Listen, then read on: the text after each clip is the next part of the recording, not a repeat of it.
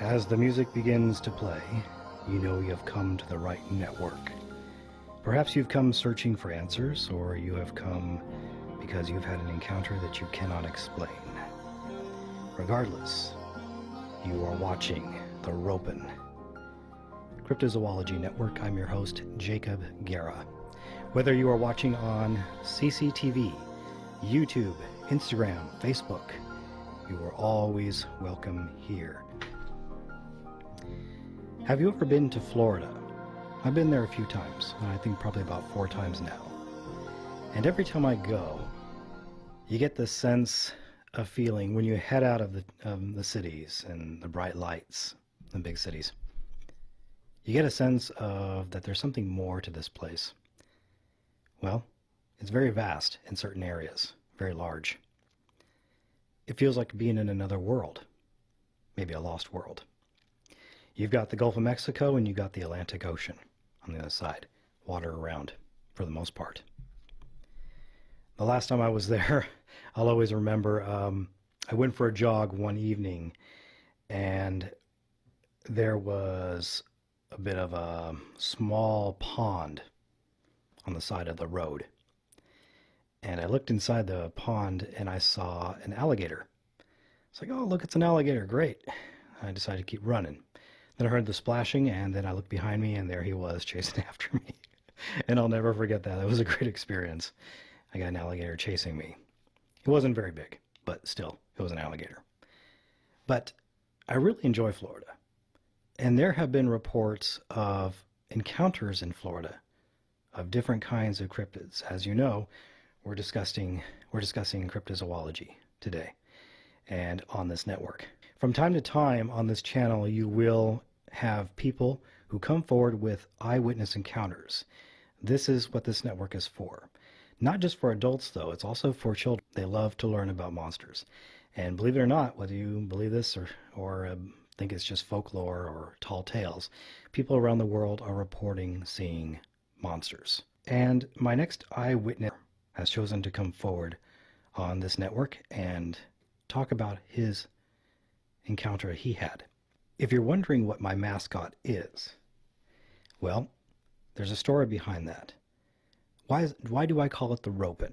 Well, I call it the Ropen because in Papua New Guinea, the natives of those islands tell of terrifying tales of coming face to face with a featherless flying creature. They are not accustomed to the Western world. They've given it the name according to their language. They call it the Ropen, which means grave robber or demon flyer. Think about that and let that sit in for a while. So they are seeing living pterosaurs in Papua New Guinea. And surprise, surprise, if you're familiar with this network, you'll realize that it's happening here in the States as well. Eyewitness encounters coming forward at an all-time rate of seeing living pterosaurs in the sky overhead.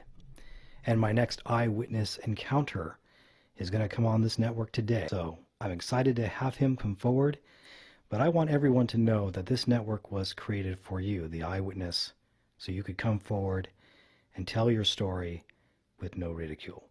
I'm here to believe you first and foremost. Okay, now the skeptics are another situation. They can either choose to believe or they don't. Okay, it's as simple as that. But I hope that you'll find on this network that we will provide you with facts and information. And at the end of the day, you have to decide, is this a phenomena that is happening around the world? There's so much more about pterosaurs we don't know, paleontologists would disagree with. But I encourage you to seek the truth and find out for yourself. So what we're going to do right now is we're going to make a call to Jordan Henrichs. He lives in Central Florida. And he's going to tell us all about his sighting that he had.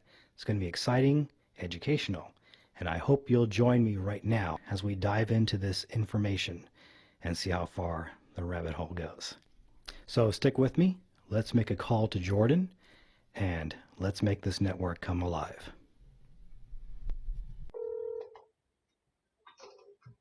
Okay. Hi, Jordan. How you doing? Good. Bye. Well, I'm sorry we couldn't do the video chat.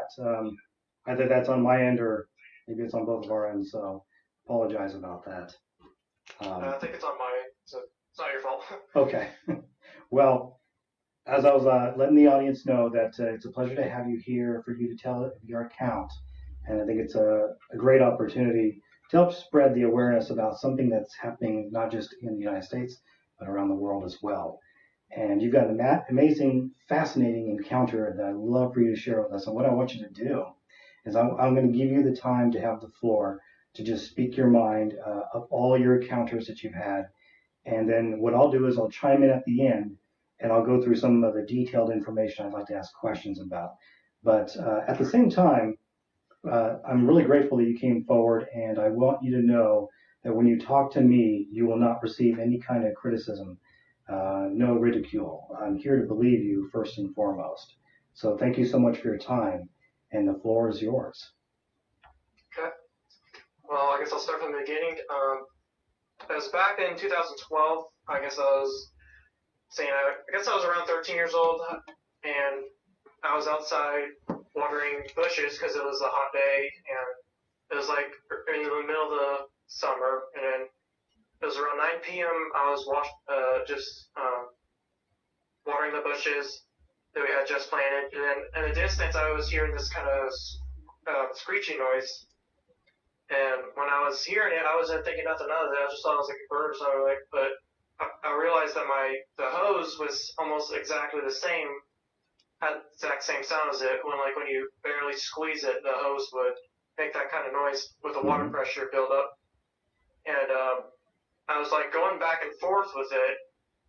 Like it would squeak, and then I'll do the hose, and then it would squeak, and I'd go back again. So it was almost like I was playing with it because I thought it was some animal, so I was just playing with it back and forth. and I was like, after I squeaked it one more time, it didn't reply back. And then when I looked up, I don't know what caused me to look up, but I did look up, and there's this big old black thing that flew over heading south. And then where the screech was coming from, it was like northeast where I was hearing it. And like the bushes that we have on the side of our house are pretty tall, so whatever the sound was coming in the direction, I couldn't see because the bushes are late. But as soon as it stopped and it flew over, whatever it was, it flew over, I could see it because it got pretty high. And I do have sound that I found on YouTube. I don't know how they got this, but it's the closest thing I could find that would sound like kind of like it. So I'll play that for you. I'll play that for you just in a second. Please, yes, please do. And tell me if I need to turn it up or not. Okay.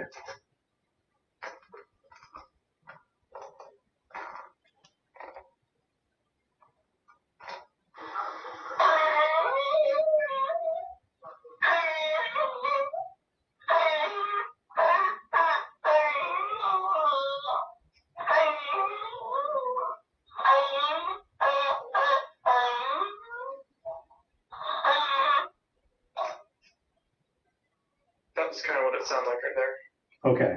So was that a creation that somebody had done on YouTube that? Yeah, it was someone said dying pterodactyl sound. So it sounded something close to that, right? Yeah, something similar. Similar. Yeah, because it had that kind of pressure squeaking noise, kind of similar to that. Okay, understood. Okay. But it was like right after it stopped squeaking in the distance, that's when I saw that big black thing fly over, and it was pretty low. Our neighbor's house was like right next door. It was, I'd say, about 20 feet above that from their house roof. So it's pretty close to the ground. So for me, I'm guessing it was like in a tree somewhere, and then just because we have like a lot of trees in our community, and I guess it was like, for me, that's what I'm saying. It was in the trees, and once it, got tired of me playing with it, it flew away over heading south. Okay. Then as I was done with it, after it flew away, I was like, I didn't think anything of it at the time. But I remember saying to myself, was that a dinosaur? But I never really gotten into all the modern dinosaurs or pterosaurs yet, so I hadn't thought anything of it after that. Okay. So then, I guess about the 2-year span between 2012 and 2014. Between 2012 and 2014, I was reading in the Bible and stuff that was talking about there are dragons in the Bible, the Leviathan, Behemoth, then the fiery flying serpents and stuff like that. I started reading all about that and figuring out that there was dinosaurs in the Bible, and I was like, this is something that we need to be teaching in churches. We're not teaching this, and I started looking really into it, and there was this one verse I found in the Bible that was talking about the food that the Israelites were supposed to eat and supposed not to eat. And then it was in Leviticus chapter 11, verse 20, and it says, all fowls that creep going upon all four shall be an abomination unto you. And when I read that, everybody says it's the bat or grasshopper, but just the verse up to it, it talks about the stork, the heron, the lapwing, and the bat. So why would it say a bat, talk about the bat two times? Right. And then just the verse below that is talking about all the creepy thing that goes upon all four, having legs above their feet, and that's the stuff talking about locusts and insects and stuff like that. So verse 20 is talking about fowls that creep going upon all four. That kind of, to me, I just found out that back then I was finding out that scientists were saying that the pterodactyls did go upon all four. They find fossil evidence of them walking upon all four. So it's like, what kind of fowl that we know of today walks on or has four legs and walks? And it was like pterosaurs and the pterodactyls were the only thing that really fit that description. Mm-hmm. And that's one of the things that got me into it with the flying serpents. I just kept learning more about it, and then I was talking to my pastors and the youth pastors at our church, and I did like 5 or 6 seminars, kind of teaching on that kind of stuff. But I don't know how they took it, because it was like I was kind of new to the youth group at that time, so it was like they're just kind of saying, "What are you coming here to talk about?" But I was like, for me, right after I talked to my youth pastors about teaching this stuff, I did have this. I don't know what the majority of your viewers are, but I did have a spiritual attack that night. Just the night when I talked to my pastors, and I won't go into much detail, but I did have a spirit come into my room and try to put fear on me, but I rebuked it in Jesus' name, and it went away. So it was, to me, it was at a point where I was saying, this stuff is something that the enemy doesn't want being taught. Because if it's just right after me talking to them, because before I never had anything like paranormal or spiritual or demons or something like that happening, but just right after I talked to them, that's when I had that spiritual attack. It was like, okay, this is something kind of serious. But a lot of them tend to be more believers and not so much atheists or evolutionists. However, I do welcome individuals who believe that way on this network, so they can at least have 2 sides to the spectrum. Okay. Yes. I think that's important. For 20 years, I spent time listening to evolution, listening to the atheist, and after the 20 years, I concluded that I am a believer in God, and I do believe the word is truth. So I came to that conclusion myself. That's something they have to do for themselves as well. But they are welcome on this network, and I invite them to hear all this so they can see for themselves and hear for themselves the importance of 2 different sides. Yes. So, Jordan, okay, so we talked a little bit about your encounter. Now, you said you live in Central Florida, is that correct? Yes. Okay. So so just so everybody knows, you have the Gulf of Mexico and you have the Atlantic Ocean, surrounding Florida. And I know that you at least have 6 swamps in Florida and the Florida Everglades. Is that correct? Yes. Okay. And where I'm living at, there's literally a lake, like, say, 4 blocks from here. Okay. And that was the lake was the direction where that flying thing headed. So. Okay. And I do have an area around where there's not just like not our lake that I live around, but there is where it came from. There is the direction where it came from. There's a lot more lakes going up north and stuff like that. Okay. So we have a lot of lakes and rivers around here. Lakes and rivers, and having fish as well, like say maybe trout, salmon, steelheads. Yeah. Okay. Yes. That would provide a feeding frenzy for this creature. Now, was the sighting at night? Yes, it was. Okay, 9 p.m. of course. All right. Now, I had heard somewhere that this was during a full moon. Is that correct? Oh, not this one. Not this one? Okay. This is the very first one. Okay. Yes. This was 2012. This wasn't. Okay, 2012. Yep. Yeah, I don't want to jump to the next one just yet. So, with the first encounter, did you get a color of the creature? No, it was all black. Just black. Okay. Yes. That appears to be the norm when it comes to living pterosaurs. They're either a very dark color of some sort that you can make out just the fact that it's dark, or sometimes during the day we get reports of asphalt or just black, much like a bat. Okay. But very rarely I've come across stories of them being multicolor, such as maybe stripes of orange or something like that. That I would think those encounters are very rare. It makes sense in the color, the darker. Yes, and also it was overcast. Overcast. Okay. 9 p.m. So you probably had a little bit of light still.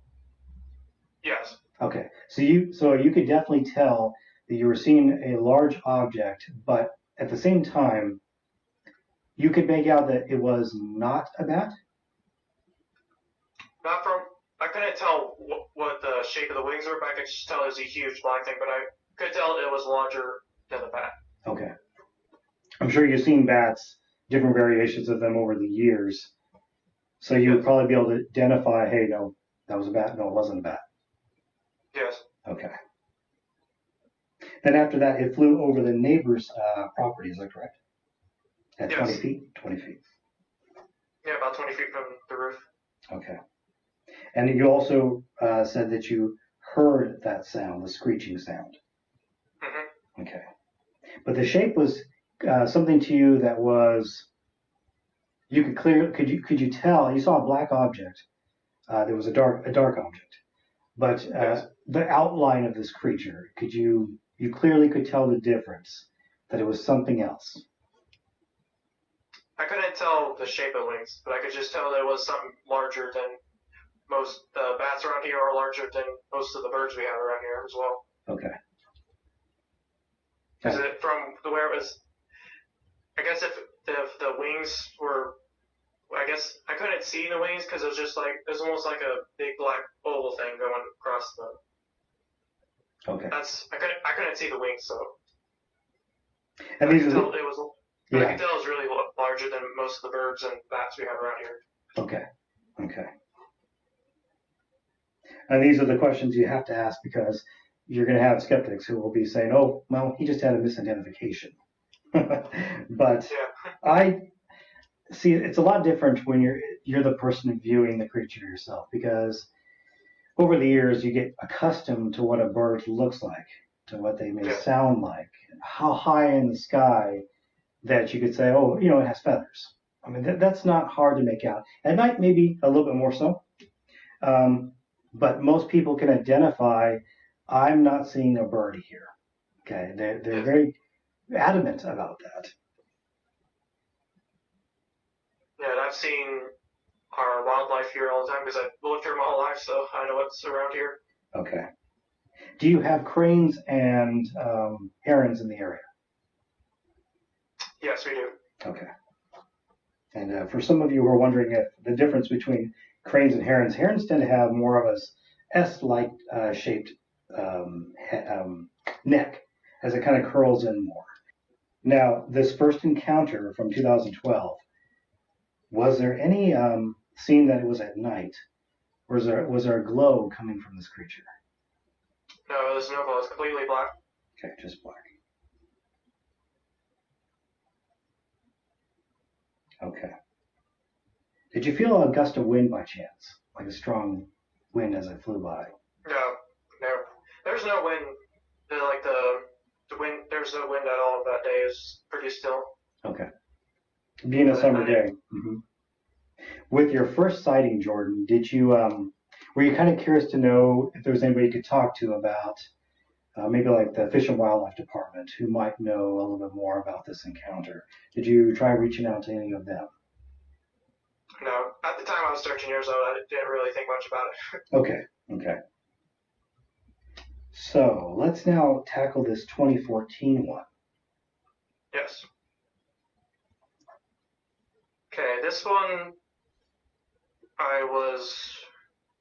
this was right around the time when I was starting to talk in my church youth about the pterosaurs, stuff like that. Mm-hmm. So this was a Tuesday, and it was right before Wednesday Bible study, and me and my dad were outside. It was around 9 p.m., and same thing as with 2012, it was an overcast, and we were clipping hedges, just talking normally, not thinking anything, and then all of a sudden we heard this screeching noise, similar to what in 2012 was, and it was coming from us north direction, from the north, and as soon as we were looking that way, something caught our eye from above, so we looked up, and then there's this same black object, big large object, flew heading south. So it's just right after we hear the sound, and then we look towards north, and then look up, and then we see it fly over toward going south. And I couldn't see it well. I couldn't see the defined shape of it. I just saw how big it was. It was just larger than any of the birds that are around here. But my dad, he saw a clear image, and to him, he said that the wings were gargoyle, like having that kind of fingery, wet look to them. And I ran inside the garage trying to turn off the coach light to see if we could see it better, but it never came back. So. Okay. And I'd say this was a little higher than it was when it flew over my neighbor's house. I'd say when we're like, said 30 feet or something like that from our rooftop. And that was right before I was going to talk at my church's youth about modern dinosaurs that are still around today. So that was kind of cool. Wow. And again, 9 p.m. Was it in the same location as before? Yeah, same location. It went over our house instead of my neighbor's house. Okay. And did that bring a flashback to your memory as soon as you saw it? Yes, it did. Because it sound almost exactly the same as when I was watering that day. And also seeing the black thing fly over again. Bringing me back to the 2012 sighting. Okay, so your father was present with you, but he got a better look at it. Yes. Okay. And at that time, you probably didn't have a smartphone, did you? No, I did not. Okay. And again, just so everybody understands this, it's very hard to capture these things on film, even if you have a smartphone handy. The likelihood is very low because you're in awe of what you're seeing as it's passing by, and you want to keep your eyes on it as you film. So I completely understand the case where people are frustrated with themselves because they couldn't get a shot. It's understandable, okay? Technology, it's there. More and more people have smartphones, but the thing is, when you encounter something like this, do you have the sense to raise the phone and start filming? Even if you did, sometimes it takes it's almost like, I think Jonathan Whitcomb explained this really well with one of his videos, or they were talking about a pterosaur sighting in Idaho, how it was nicely filmed as if the person knew exactly where the pterosaur was going to be, which leads me to believe it may have been CGI. or it could have been a controlled flyer. Something to think about. But again, when you're out filming, for me, I've been doing videography for a while, and sometimes it's tough to capture an image that's flying by, especially at a certain speed. So it's difficult to get right on it. You have to find the spot first and try to capture. And then other times you just are able to focus right on it because you keep your eye on it, bring the camera up, and you're ready to film. So I completely understand Jordan not having, maybe a device there and then being frustrated with that. But it does happen, so it's no harm, no foul. But of course, researchers would love to have the video, the pictures, anything to help prove the existence, which is what I believe he has as far as some photos. You did send some photos to me, Jordan. Is that related to this 2014 sighting? No, this is the 2016 sighting. Okay, before we get there. This is, just so you all know, this is where it gets even more exciting. We have those photos. We're going to be talking about that, okay? So this is quite interesting. We have someone who has seen a pterosaur, a potential pterosaur, now 3 times in his life. Do you know how many times all of us have wished to see one just once, and may never get to see that? But Jordan did. So this is extremely fascinating for his encounters here. Sorry, Jordan, I probably babbled on a little too long there. So please, feel free to continue. Yeah, at the time when I did see it, I was learning about dinosaurs, pterosaurs in other countries, not in America. I didn't yet learn that they were in America. So at the time, I wasn't looking for it. So when I was outside, we were just going about cutting hedges. I wasn't thinking anything of it. So. Mm-hmm. And it just happened. Yeah, and that's when I started to look into it about pterosaurs in America because I was seeing this thing, and then that's when I got into reading Jonathan Whitcomb's book, the Live Pterosaurs in America, his 3rd edition book. Mm-hmm. And I read that one a lot. That was my favorite book. And then I started wanting to capture this thing on film, so I started to stay up at night and look outside and just have my camera up, wanting to capture this thing on camera, but I could never see anything, or I couldn't find anything. So I decided to get myself a trail camera, the motion sensor trail cameras that you can see at dark, see at night. And this leads up to the 2016 sighting. It was August 17th, 2016, and we just gotten home, and it was like around 8 o'clock when we got home, and then it was like a real nice night. There was no clouds, except for the clouds on the horizon, and then it was a full moon, but the moon wasn't like fully overhead. It was like kind of in the halfway point between the horizon and pointing up. So I just said, okay, I'm going to set my camera up now. It's a pretty good night for it. So it was around closer toward 9. I grabbed my my nighttime camera, and then I was saying I better bring my other camera along just in case something does fly over. And I did bring it out, so I was outside setting up my trail camera on the tripod, going to point it up. I had 2 other of my siblings were outside as well, just because it was a nice night and they were just playing outside. And as I was trying to set it up, I caught the corner of my eye coming from southeast direction.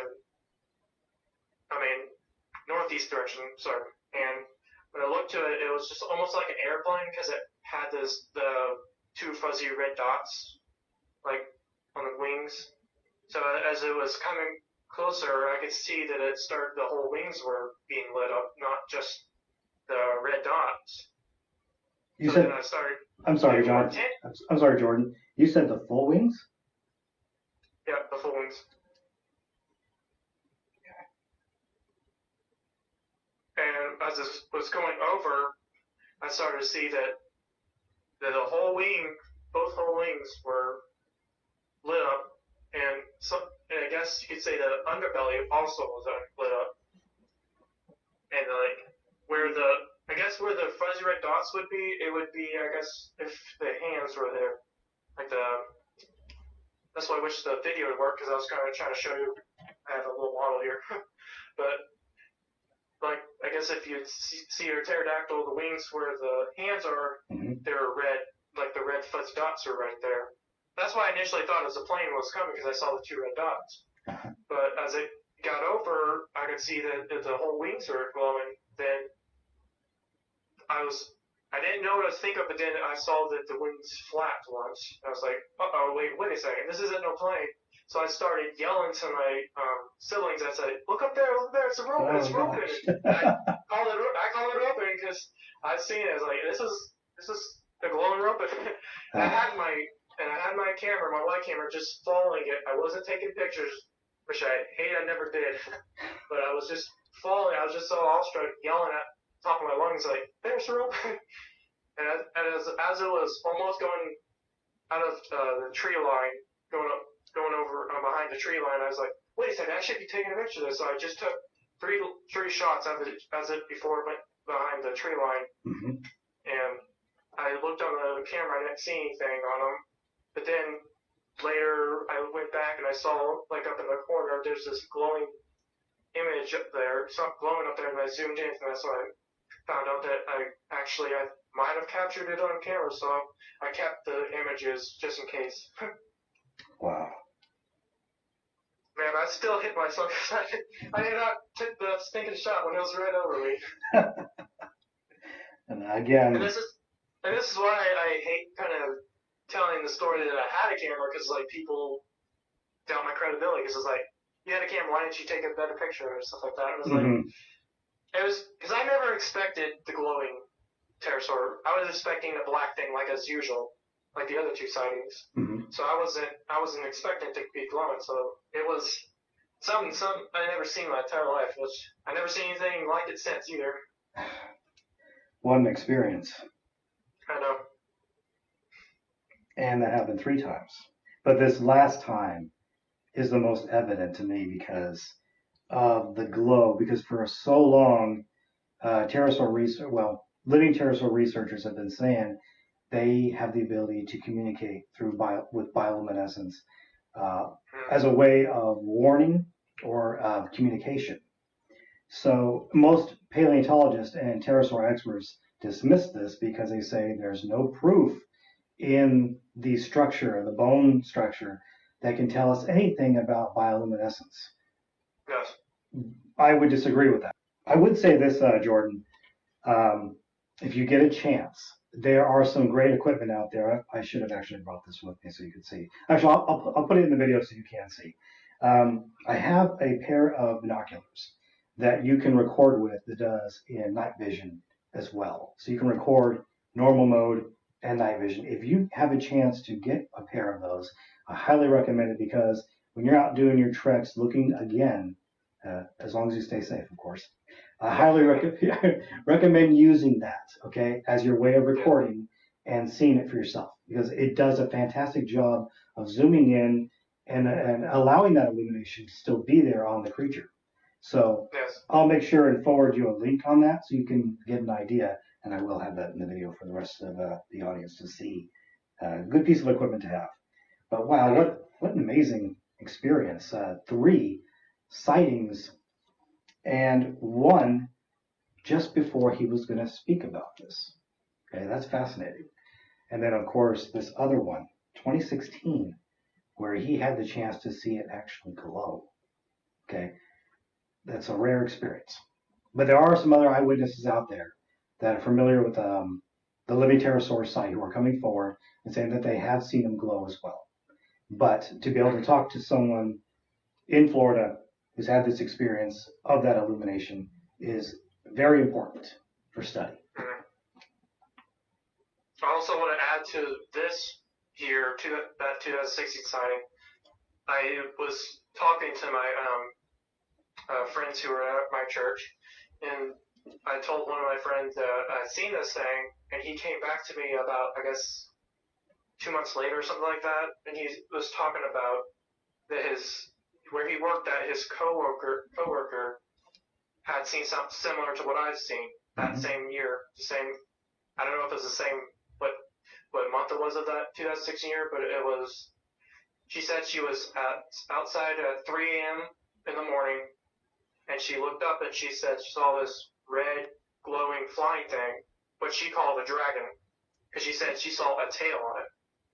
And I don't know how much true her story is because I never was able to contact her or get her full insight on what she saw, but that's the one thing she was telling to my friend at church is that and it had a tail. That's something was really strange about it having a tail. So that's one thing that she noted on it. But it said it was, and she said it was red, kind of red glowing. So Okay. So I don't know if that's the same one I saw, but the one I saw had no tail. I could see there was no tail, but what she said there was a tail. So I don't know. Okay. About. Jordan, you mentioned you said there was the red dots, okay, on the pterosaur. So the wings all lit up, but these dots, I don't think I've heard it said like that before, because usually you hear about a glow on certain parts of the body. But red dots, first I was like, okay, is that the eyes that you're seeing? Or what was it that you believe those dots were? I believe they were the hands. I don't know how the hands were going, but it was in the position of the hand. If the hands were positioned they were right between. Like if you took one wing off, you would have it right like in the middle, front of it. If you see that sketch I made, it has the fuzzy red dots. I made the fuzzy red dots like right in the middle of the wing. So I would say it was the hands where the fuzzy red things were going because it was up at the front of the wing and it was right in the middle of the wing. Okay. On both sides. Well, it's interesting that it's. I'm sorry, I didn't mean to cut you up there. It's interesting that there are two different colors there because you're seeing more of just a light, and then you're seeing some red lighting in there as well. So two variations. Yes. Because the wings themselves were more of a light orangish, reddish color with a fuzzy red dots for like real red stuff like that. So it wasn't. There was like two different colors, and also the I guess where you'd say the belly was, it was also glowing as well. So it was like where it was connected, it was glowing as well. So I couldn't see a head or tail or whatever. It was just the wings and wherever they were attached to were glowing as well. So. Okay.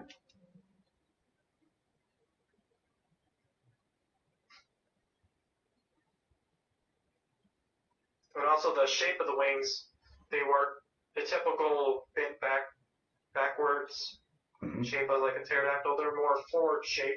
It kind of reminded me of like a butterfly shape, how they're forward. Okay.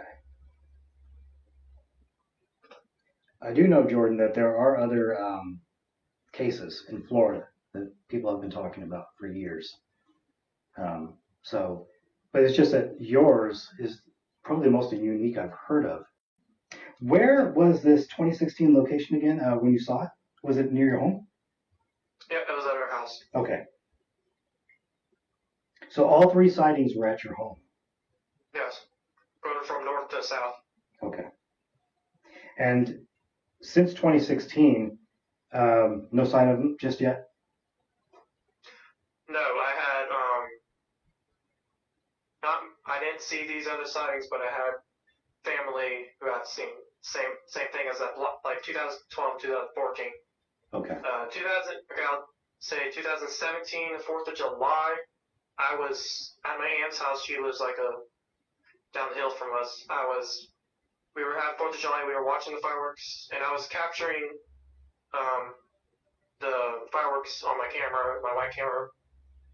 And when I was filming the fireworks, and my brother, my dad were saying, "Did you see it? Did you see it?" And I was like, "What do you mean?" It's like, there's this huge black thing just flew over. It was like really big, and I was like, I had a camera again, and I didn't catch it. And I was like, ah.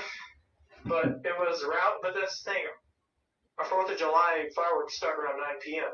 So there it is at 9 p.m. again. So I was like, something about the 9 p.m. is when this thing's active. Yeah. And it's off. Do what? It's heading somewhere. There's something, like you had mentioned, you have rivers and lakes nearby, right? Yes. Okay. And where my aunt lives, it was just, I'd say, not even a 5-minute walk to the lake. We just walk there. Okay. So it was really close to the lake, her house is.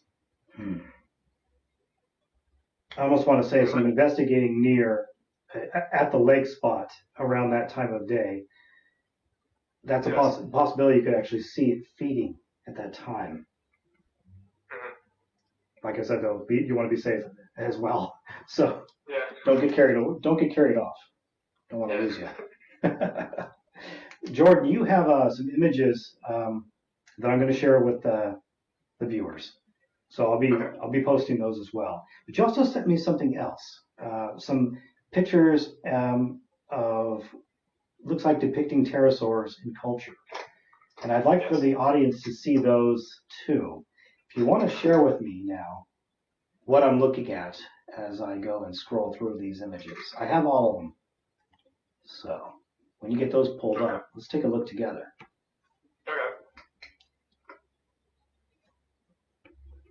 Okay, I have the first email pulled up. Okay. Are you talking about the ones with pterosaur depictions? Yes. Okay, yeah. Okay. Do you know something about these? Yes, I want to say this, excuse me, my phone's being slow. Do you see the 2 red bird looking things? I do. Okay, this is, we have I'm not going to say the name of it just because, but it is a tower that we have around here that has these stained glass images on the side of them, like stained tiles. Okay. And this one, I just noticed that the top of the heads had that kind of crest to them. And then that had and I also noticed the color of them, there's red. So I kind of got intrigued by it, thinking these might have been pterosaurs depicted on here. And all the animals that are on this tower are supposed to be native to Florida.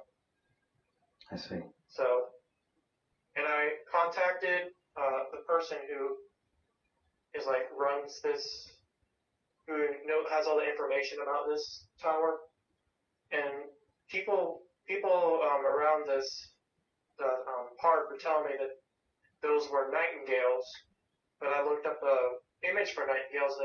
They don't look nothing like that. And nightingales don't have that kind of long neck like they have. Yeah. And I asked the lady who was actually there, and she said, these aren't nightingales. There's no such thing as nightingales on the tower. So I was saying, well, okay, then what are these? And she said, they're just to depict all the bird species. They're not any specific bird. They're just just a bird that they made up, sort of. I was like, okay. But what a coincidence. I actually found the, gonna go down to, if you can see the sketch, it's a sketch of the 2 birds. I don't know if you can see it. Yeah, I can see it. Yeah, you see how big the crest is on the one on the left? Mm-hmm. This is actually the original sketch that they made before they put it up. But you can see how huge that crest is. I was like, no bird has crest on the head like that. And for them to say that this isn't any bird, this is just something they made up to put on the tower, I was like, maybe it is a pterosaur for around here. And also, when they made the tile on the tower, they made the crest smaller than it is on the sketch. Mm-hmm. So. My goodness. And I've tried to get back with the lady, and she's never contacted me back about any more information about it. So I'm wondering if she's get kind of suspicious of me. You never know. Yeah. that is the one thing that it was. It is like a land. It's the tower is a landmark for our area. Okay. So you see the one with the guy kind of hunched over. I do. Yes, that one is actually, I think, a Mayan sculpture from South America. And if you see on the what it's holding, you can see it has something draped around its back. And when you look at the head, you can see that the head has a huge crest on it, and then the wings are leathery. There's no such thing as feathers on them. Right. This clearly looks like a depiction of a young pterosaur or a smaller type of pterosaur. And these are a lot of images I found looking online or looking through history books at the library, stuff like that. Mm-hmm. Interesting. Sorry, my things messed up. And if you see the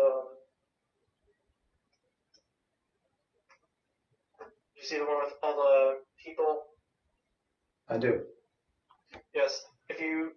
This one was put on Genesis Park, their website. If you see it, as I guess at the left corner, there's this group of people bringing like gifts to be sacrificed and stuff like that. And if you look really closely, you can see that there's like this sort of dinosaur head onto the. Yeah. And there was another image I sent you that was blown up of that. I don't know if you can see that. I can see that. Yes. And what is funny about this is I found this same exact image in the history book at my library. But what they did was they blown it up into the middle, and then they kind of changed the colors. It was the same exact image. They blown it up and taken out that little dinosaur head over there. So it's like they're hiding something. They don't want people to see that dinosaur head on the side. Gosh, it seems like it's pointing to that. And I'm not usually one who likes to dive into conspiracy theories, but there's something to all of this. And there's tons and tons of depictions of pterosaurs and dragons and stuff like that, and dinosaurs. But it's like they're not showing these in history books. If they do, which is rare, they always say, "Oh, it's some sort of hyena or some sort of mythical animal," or something like that. They don't treat it as a real animal. Right. Right.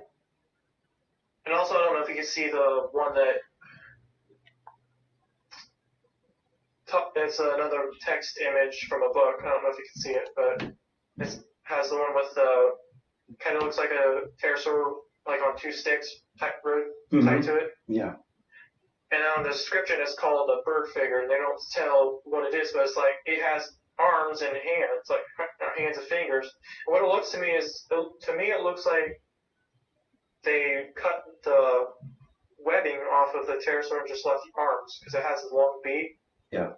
And has a kind of, and if you look where the armpit is, you can see a kind of a little flap right there, skin right there, which could indicate a wing was there. Mm-hmm. So I'm wondering if this is something that depicts them eating, this is what they ate, or something like that. Or it could be if they grounded these creatures and kept them on the ground or something like that. Yeah. And also, do you see the one of the it kind of looks like a wooden head kind of looking thing? Yes. Yes, and this one I looked up for. This one they're saying this is a loon, the duck, kind of like a duck thing in the loon. And I looked that up, and that looks nothing like this. It doesn't have that long, thin thing or the crest coming up back. The only thing that the loon has is maybe like a couple of little feathers coming out the back. Uh-huh. But it's like this thing has a huge beak and a huge crest in the back of it. But for them to say it's a loon, it's like a loon looks nothing like that. Intriguing. I don't know if you can see the totem pole one. Yes, I see the totem. I like. Yeah. And do you see the creature on top of it? Mm-hmm. Yeah. And see that it has no feathers. Right. It's just and if you also see the neck, if you get the close-up image of that one, let's see if you can see it. Did I send you the picture? Okay, yes, I did. Yeah. But you see the neck, it has that kind of snake look to it. See it? Or it has like the pale underside where it has the lines like you'd see on a typical snake or dragon. Yeah. So this is to me, this looks like it's depicting a pterosaur. It also has the small crest up on top of its head as well. Not too much, not too big, but just, you can barely see the crest on it. Right. And they said this was a thunderbird. Mm-hmm. So yeah. I also believe that thunderbirds were pterosaurs. Yeah, I was actually going to reiterate on that. According to the Native American legends and then outside of Native Americans, when they talk about the thunderbird, most people think it's a bird. And in some ways they're correct. They are feathered. Very large feathered birds that once lived or supposedly died out, but are still being seen in Alaska and other parts of the world. But not always are the thunderbirds depicted having feathers. They're depicted just like this, with the horn, the leathery skin that resembles a pterosaur. Yes. Yeah. And there's tons of such things like serpents with the one horn on the back. Mm-hmm. Such things like that resembles that. That's also with in the Bible when they're talking about the serpent that bit the Israelites when he put it on the pole. Mm-hmm. Yes. They're talking about those being the fiery serpents, similar to the fire-flying serpents, but the people like to say that fiery meant that it was a snake that had just a very harmful bite, but the fiery is depicting the animal, not depicting the bite. Right. And also in history, you always have the snake with a horn, so maybe that is what that fiery serpent was. But also some say it could have been the ones with wings as well, because of the way if it was on the pole when Moses lifted up, it had the cross look to it. Mm-hmm. Yeah. These are excellent photos, Jordan. I think that's about it. But there's that one, I don't know if you see, it looks like a map, old map. Mm-hmm. That's the one that I found, and it looked similar to the red creatures that I found on the side of the tower. It has the exact same, the tail is almost the exact same as that, but this was, I think I found this one on Genesis Park, saying this was what was depicting pterosaur. This was actually like the depictions that the sailors had of like the monsters that were at sea and stuff like that. I see. But I found the similarity between the red flying thing that I found on the tower. It had almost the same body structure and tail structure as well. So. Yeah. Yeah. Well done. So, excellent research there. I got a lot more, but don't got enough time for it. Sure. Yeah. And speaking of time, I don't want to take too much of yours, but I really, really appreciate you coming forward and sharing all that you learned, especially your sightings, because these sightings blow me away. They really do. Yes. They're quite unique. I do. And I do have one. Sure. Have one more sighting to talk about it if you want to talk about it or you want to. No, let's do it. Let's do it. Okay, this was 2020 of this year, the beginning of 2020. I was driving with my aunt, who lives down the hill from us. We were just driving around, and then I was seeing a crane fly over, and I was jokingly saying, I have to always check twice, because it could have been a Ropen. And she said, oh yeah, I saw something in my house. I was like, what, you did? She said that it was, I guess, around 7 to 9 p.m., around that same time, and she was outside cutting her hedges, and then she heard that weird screeching noise, like I heard, and then she said right after she heard that, she looked up, and then there was this big black thing that flew over her house, and she said it was bigger than any of the birds or hawks, whatever she's seen around there. And that was like, this was like, I kind of... This is running in the family. Yeah, I was like, I kind of gotten away from all the pterosaur stuff because I was busy with getting jobs and stuff like that, but when she talked to me, I was like, okay, this thing's still around, because from 2014 till now, I've been searching, but it's like I had cameras up, I've been having sitting outside a lot. I had never seen anything since the 2016 one. Mm-hmm. But then she said she saw it, so I was like, okay, I need to get back into this. This thing's still around our area. It's a reminder. But yeah, and what she said was what was cool about her sighting, which brings it back to the spiritual side, is like when she said it flew over, she said that I guess she said she heard like evil has left your house or something like that to her in her head, Mm-hmm. and it's like it struck me as like dragons in history are depicted as or are used to be depicted as evil and used to stand as evil. So it's like something I think this is like I think that God uses these to in a way humble humans, but it's like something that He uses to illustrate, I guess, evil and stuff like that. Yeah, I agree. As a matter of fact, when I was reading an article by John Gertson from Rutgers University, he went into some deep ideology about the pterosaurs, that they may have in fact been during the time of Moses when they left Egypt, and that when the Israelites came into a certain part of the desert, they were attacked by these serpents. Now everybody thinks they were snakes, but the Bible says differently. And I believe they may have been Ropens of some sort. And what they did was, now this is according to what was written, and the deeper part of it, they used ibis birds to protect them from these Ropens. Because the ibis birds attack a lizard. They literally will go after it to kill it. And they know exactly where to hit it to bring it down. So I think there's some, in a way, I think you're right. I think there's some sort of spiritual connection there with these creatures and with human beings. And it's when we talk more about conspiracy theories and things like that, which I don't really dive into, but it's really hard to dismiss this, folks, that there's something going on behind the scenes that we're just not aware of.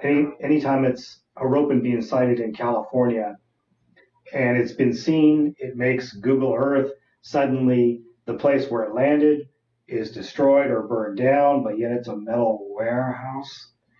Things aren't adding up. Something's not quite right. It's just something to keep an open mind on. Okay, I'm not saying that you go diving into these things, but we have to take notice of it. There's something going on. This is a real phenomenon that's happening, and people to this day are seeing them. So I agree. I fully agree. And that's one of the reasons that I have been hesitant to talk about this, because I know that there's going to be some physical and spiritual drawback. There's going to be something that's going to want to shut me up and not want me to talk about this. Mm-hmm. So it kind of has that kind of fear there, but it's like, no, this needs to be told. I can't wait anymore. Yeah, I agree. Well, you're courageous for coming forward and speaking your mind and sharing with us, and we all appreciate that. Everybody who's going to be seeing this and also listening to it, it's going to be mind-opening, and I hope that they will consider that there's something definitely going on that we need to be mindful of. So, Jordan, this is some great information, some great facts, and helping us prove more and get us closer to proving the existence of Ropens and pterosaurs still alive today. I, for one, do believe that they are out there. There's a lot of things in this world that have not been seen by others, but to some, they are viewing them, and they're not afraid to come forward. And I do encourage everyone who's listening right now or going to be watching, don't be afraid to come forward and share with us your encounter. Okay, I know you don't want to receive the ridicule, but I promise you, either with Jonathan Whitcomb, Paul Nation, Garth Guessman, or myself, anybody, we're not going to be here to ridicule you. We're going to be listening to you and ready to keep an open mind about your encounter. Jordan, it's been a pleasure having you on the network. And don't be a stranger. Feel free to come forward anytime you want, and we'll talk more about anything else you like. This has been an honor and a privilege, and I hope I haven't taken up too much of your time, but at the same time, I'm glad I did. But I also want to say this real quick. Sure. I did join a Facebook group that was all about the wildlife and birds in Florida. I I won't say the name of it, but I did put that photo out, the sketch that I gave to you, and I was telling, I didn't say anything about pterosaur, nothing about dragon. I just said, this is what I saw. I need someone to give, if you have answers, you could help. And man, it was just like hate came full throttle. Even though I didn't say nothing about pterosaurs, there's just those people who are saying, what are you smoking? And what drugs are you on? Stuff like that. So it's like, but then I did take it down, and then there was people contacting me saying, we need you to put it back up. This needs to get out. There's like, we need people to start talking about this. Mm-hmm. So it's like, just because you're going to be fearful of getting the ridicule, and it's like, there's going to be people who benefit from it, and you don't know the person, but if they see what you talked about, stuff like that, it's going to help them to come forward about their sighting as well. I agree. And also, there was this one person who was a wildlife park ranger. I won't say his name, but he contacted me and said, can you give me all the details about this? So I gave him every single detail about it. He went through everything. And then I finally said, okay, I believe somewhat in the cryptozoology. I think what you saw could have been a pterosaur. So it was actually a wildlife park ranger. He couldn't figure out what I saw. He couldn't tell me otherwise. He said, this is something totally different. You never know who's listening or who's watching. So, yes.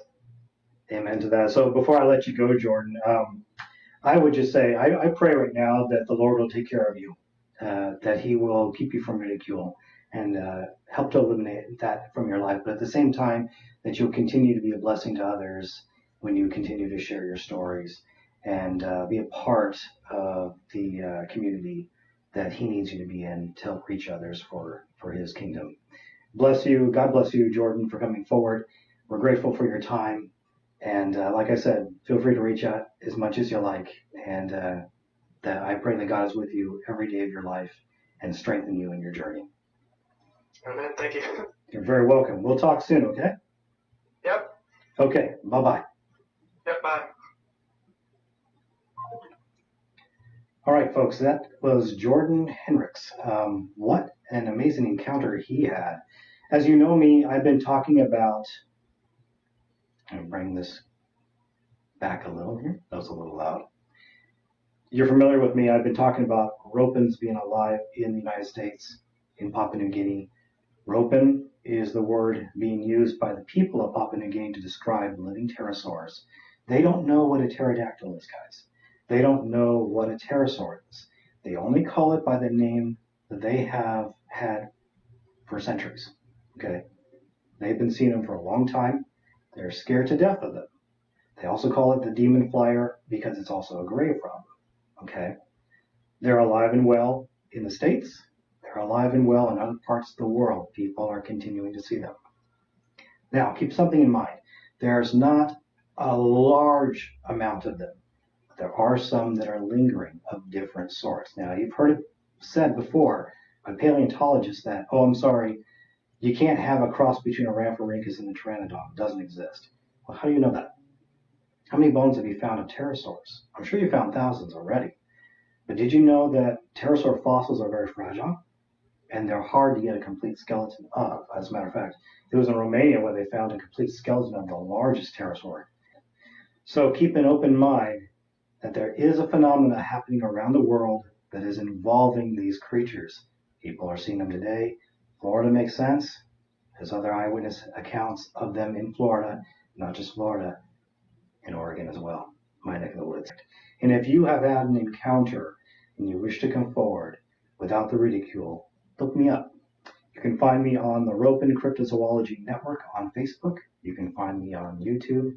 You can find me on Instagram, and you'll be able to find me on LinkedIn as well. But first and foremost, if you've had an encounter, go directly to livingpterosaurs.com so they can get the number and add it to the database. Then if you'd like to, come see me as well. I'd love to be able to have you on the network, explain your testimony, and then who knows, it may become a reenactment later on in the future. But, don't be afraid to come forward. That's what we're here for. Before I go, seek the truth. Keep your eyes on the sky. God bless every one of you on the other side of the screen. We'll see you next time.